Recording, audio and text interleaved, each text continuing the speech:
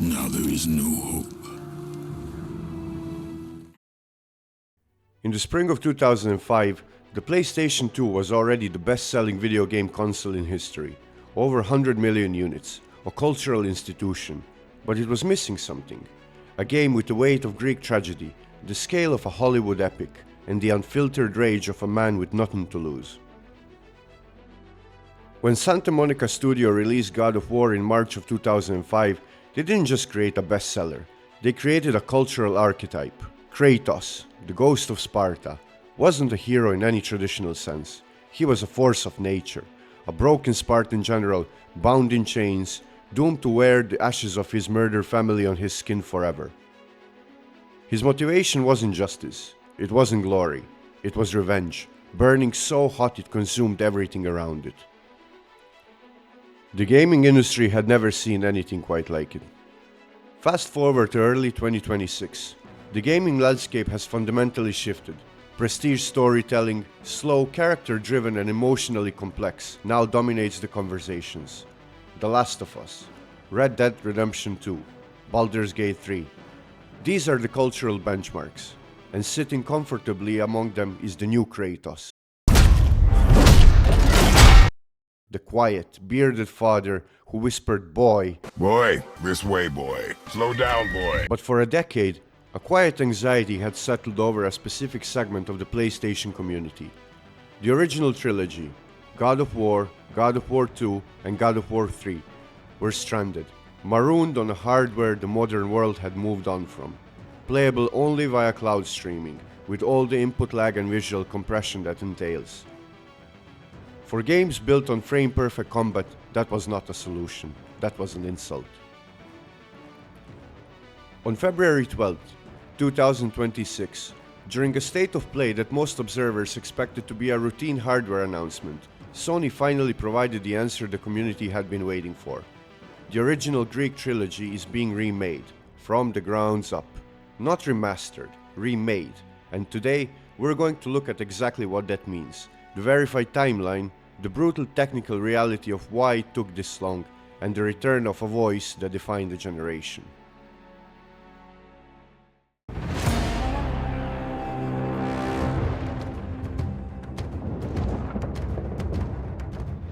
To understand the weight of what Sony announced on February 12, 2026, you have to understand what the Greek era actually was, and why it has proven so impossible to leave behind. Director David Yaffe approached the original game with a single unwavering design philosophy: scale.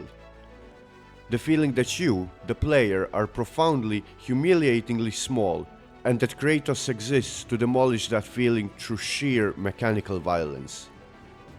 The fixed camera angles weren't a technical limitation, they were an artistic choice, a deliberate callback to the cinematic grammar of classic Hollywood epics.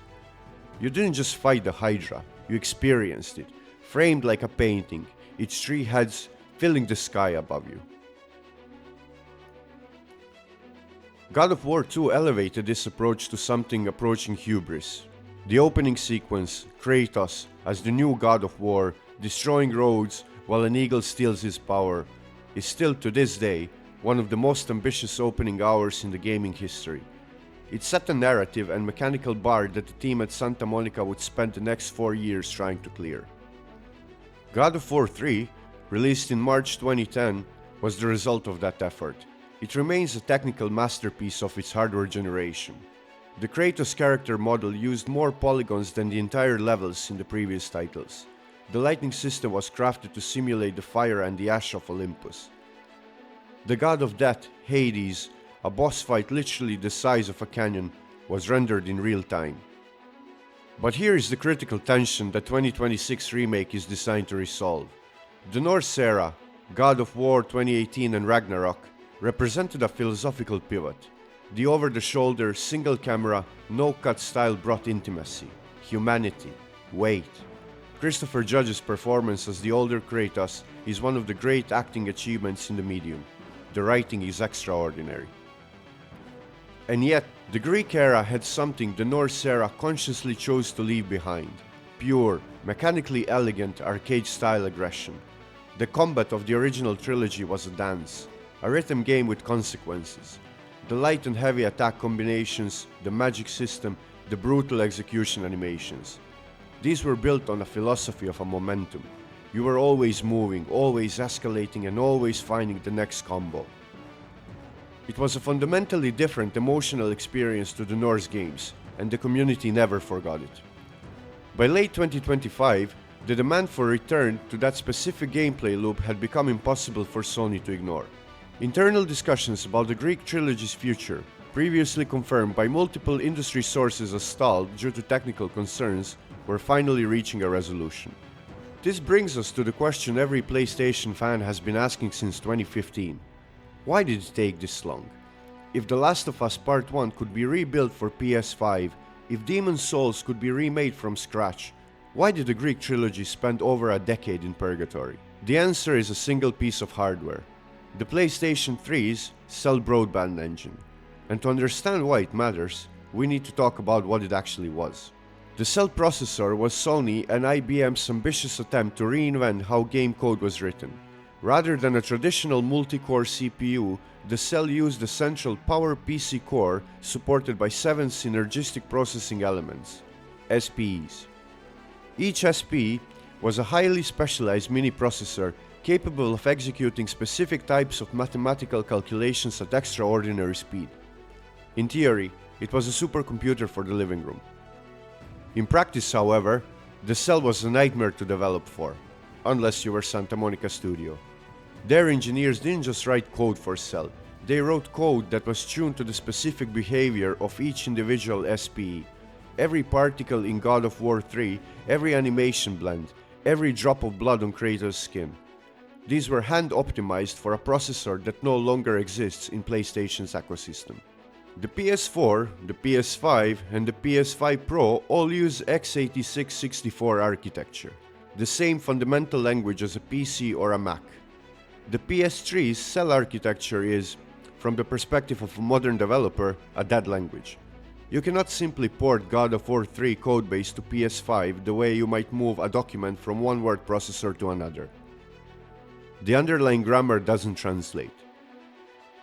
Sony explored multiple solutions over the years. PlayStation Now, the cloud streaming service, offered access to games but introduced the one problem that made the original trilogy unplayable at high level: input lag. The Greek games were built around combat windows measured in single frames. 100 millisecond delay between button press and a response doesn't just make the game harder, it makes it a different, worse game.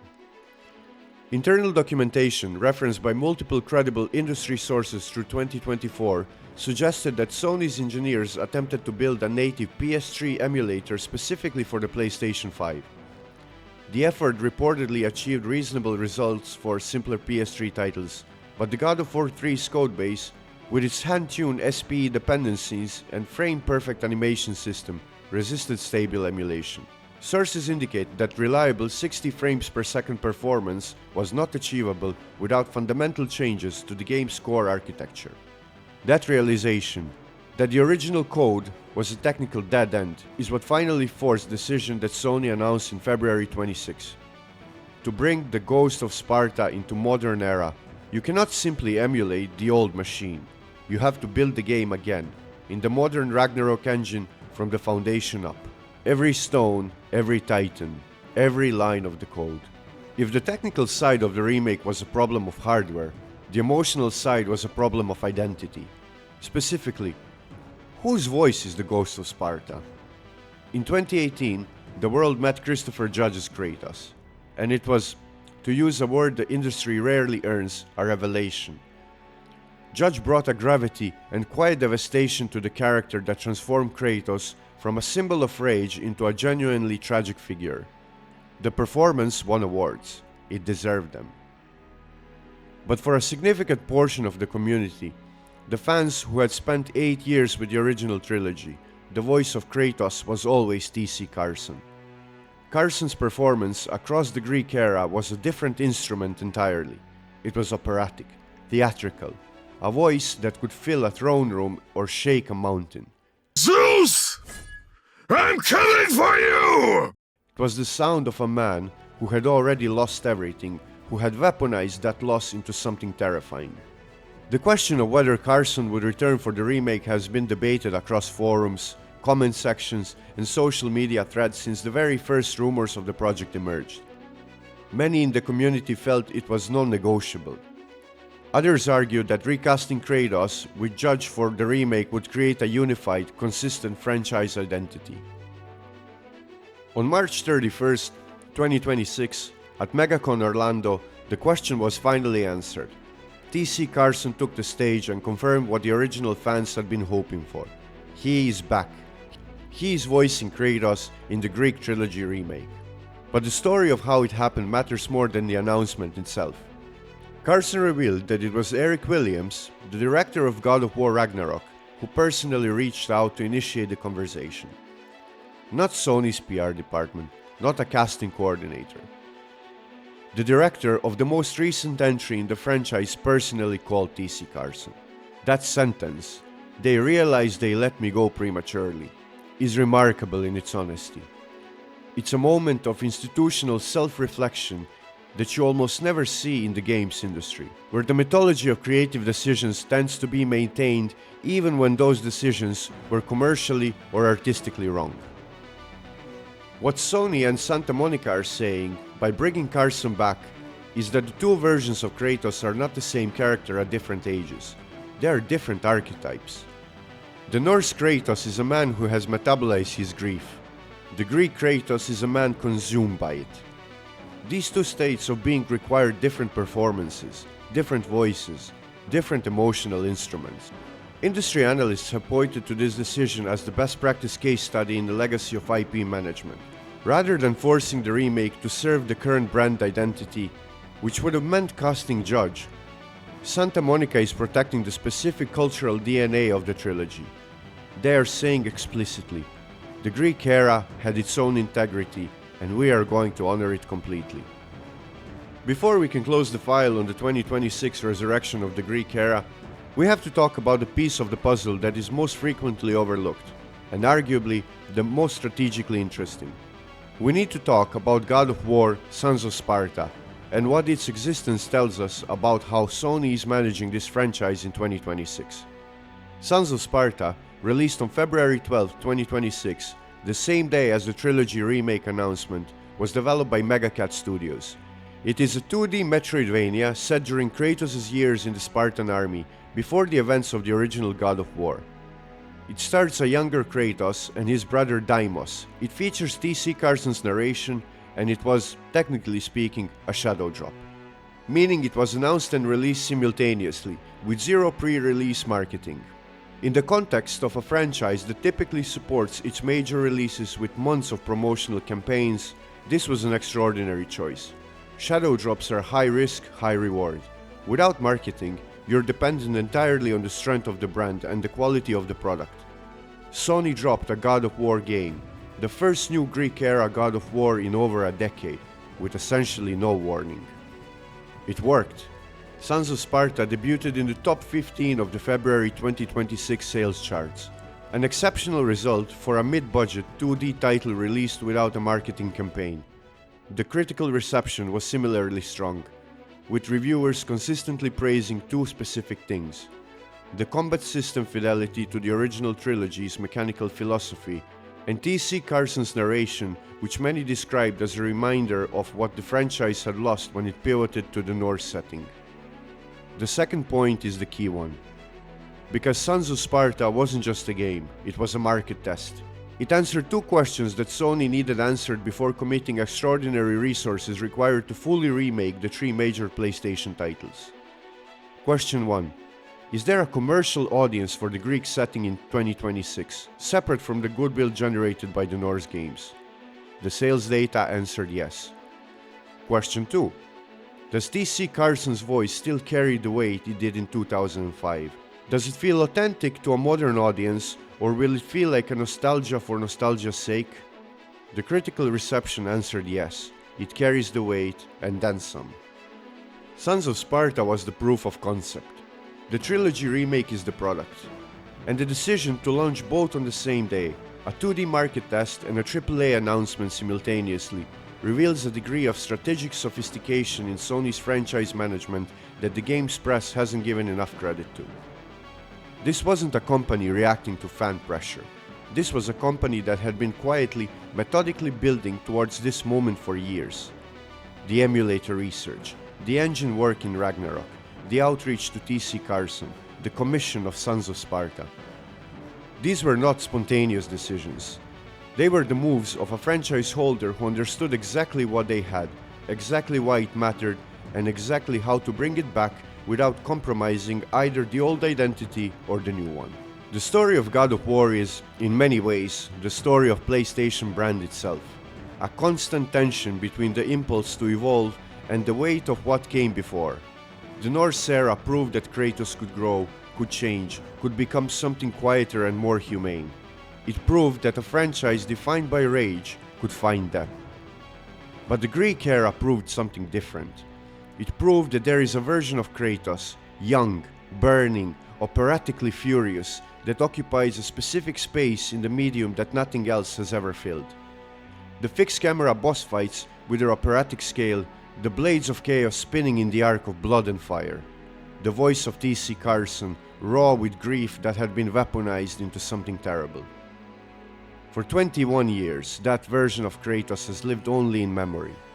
In YouTube clips, in aging PS2 and PS3's consoles, in the nostalgia of players who grew up with him. As of February 2026, he is coming back. Not as a preservation exercise, not as a cash grab, but as a full reconstruction built in the engine of his successor, voiced by the man who defined him, and ready to be experienced by a generation of players who had never had a chance. The Ghost of Sparta is not a memory anymore. He is the future of PlayStation. For LSPS, this concludes our report on Resurrection of Kratos.